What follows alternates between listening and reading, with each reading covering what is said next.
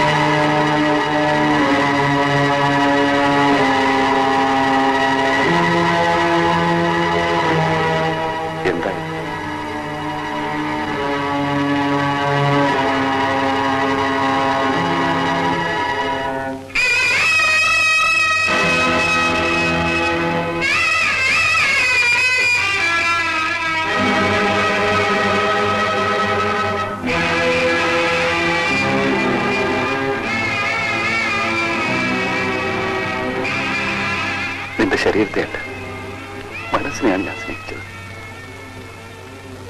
നീ ആത്മഹത്യ ചെയ്യരുതെന്ന്. നീ മരിച്ചാൽ പിന്നെ എനിക്കാരുമില്ല, എനിക്കാരുമില്ല എന്തു, എനിക്കാരുമില്ല.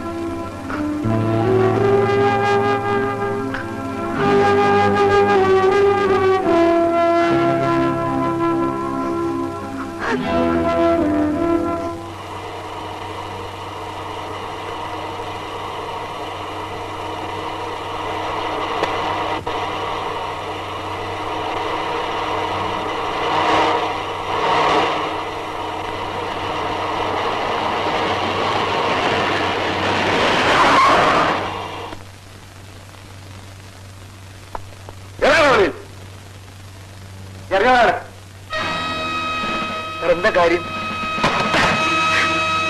ഞാൻ ഒരു കുറ്റം ചെയ്തിട്ടില്ല, ഞാൻ നിരപരാധിയാണ്. 317 ഇവരെ പിടിച്ചാത്താക്കി പറയാറ്.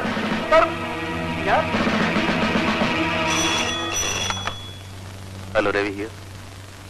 ഒരാൾ അറസ്റ്റ് ചെയ്തു. Car number MMF 3532.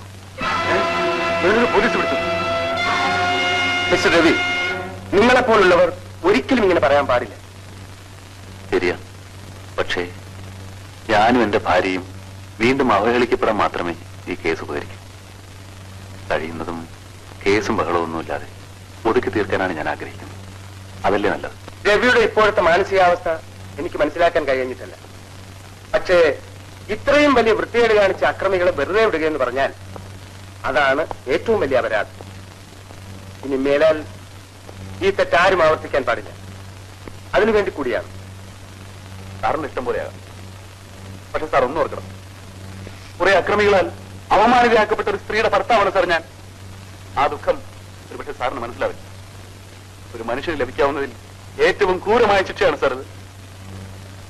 അതിനും പുറമെ കോടതിയിൽ നൂറുകണക്കിന് ആളുകളുടെ മുന്നിൽ വെച്ച് വക്കീലന്മാർ കുത്തി കുത്തി ചോദിക്കുന്ന ചോദ്യങ്ങൾക്ക് മറുപടി പറയാൻ കഴിയാതെ ഞാനും എന്റെ ഭാര്യയും തലകുറിച്ച് നിൽക്കേണ്ടി വരും.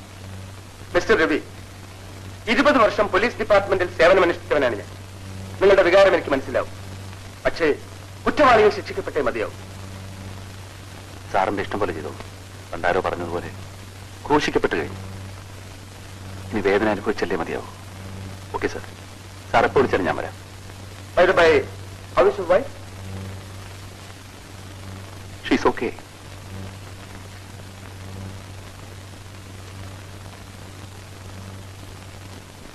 ഇല്ല, ഞാൻ കോടതിയിൽ വരില്ല. ഇന്ദു, എന്നെ കൊണ്ടുപോയി രവീട്ട.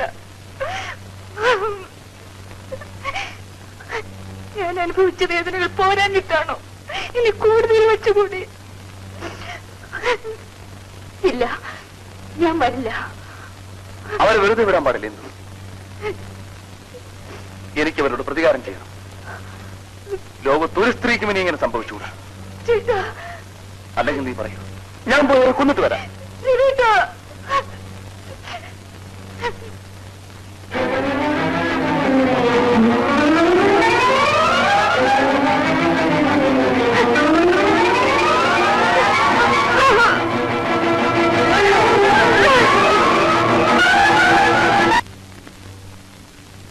Good morning sir.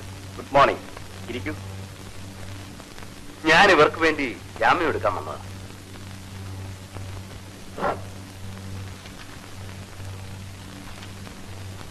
ഇതിലൊന്ന് ഒപ്പിട്ട് തന്നെ.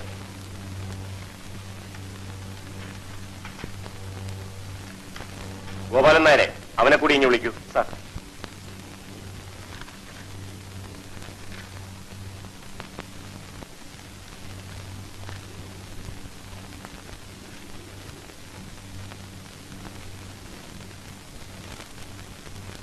അറക്കടാ.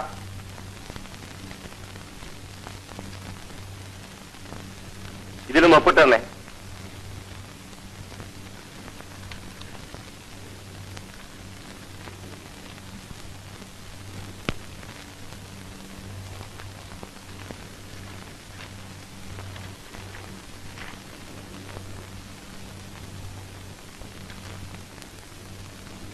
Thank you sir.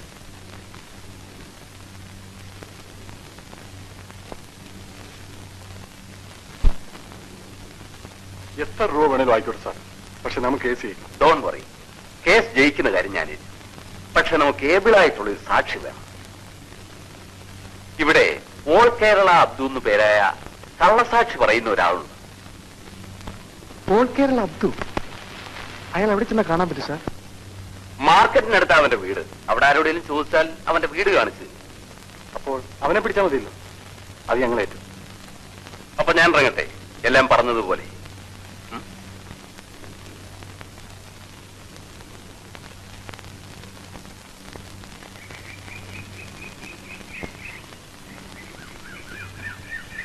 നീയാണോടാ ആൾ കേരള അബ്ദു? അതെ, എന്താ കാര്യം? ഒരു കേസുണ്ട്, അതിന് സാക്ഷി പറയണം. കള്ളസാക്ഷി പറയുന്ന പണിയാ നിർത്തിയല്ലോ. ആർക്കാണെന്ന് അതിന്റെ വിചാരം? ഏത് ദേവേന്ദ്രനായാലും. ഇത് കൊച്ചു മുതലാളിക്ക് വേണ്ടിയാ. ഏതാണോ എന്റെ കൊച്ചുമുതലാളി? ഓഹോ, കൊച്ചു മുതലാളി ആരാണെന്ന് അറിഞ്ഞാലേ നീ പറയത്തുള്ളോ? അവന്റെ തന്ത വലിയ മുതലാളി ഉണ്ടല്ലോ, അയാൾ വിളിച്ചാൽ അബ്ദു വരികയല്ല, പിന്നെ അവന്റെ കൊച്ചുമുതലാളി. എങ്കിൽ നിന്നെ ഞങ്ങൾ കൊണ്ടുപോകും, അത് തീർച്ച. പട്ടികളെ, ഒരടി മുമ്പോട്ട് വെച്ച എല്ലാത്തിന്റെ മയ്യത്തേനെടുത്തി ചോര ഉണ്ടെങ്കിൽ കൊണ്ടുപോടാ.